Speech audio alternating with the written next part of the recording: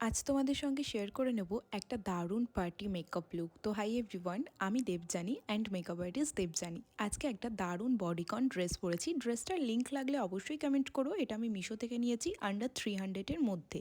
তো লেট কিসের, তাড়াতাড়ি করে লিঙ্কটা কিন্তু চেয়ে ফেলো। ফার্স্টে আমি টোনার ইউজ করেছি, দেন জনসনের বেবি ক্রিম ইউজ করেছি, যেটা আমি নর্মালি ডেলি ইউজ করি। তো আমি কিন্তু খুব একটা মেকআপ করি না, একজন মেকআপ আর্টিস্ট হয়ে পার্সোনালি মেকআপ করি না। তো আমি এখানে হালকা একটু কনসিলার প্যালেট থেকে কনসিলার নিয়েছি নিজের স্কিন অনুযায়ী। তারপর একটুখানি ক্রাইলনের একটা লুজ পাউডার দিয়ে মেকআপটাকে সেট করেছি।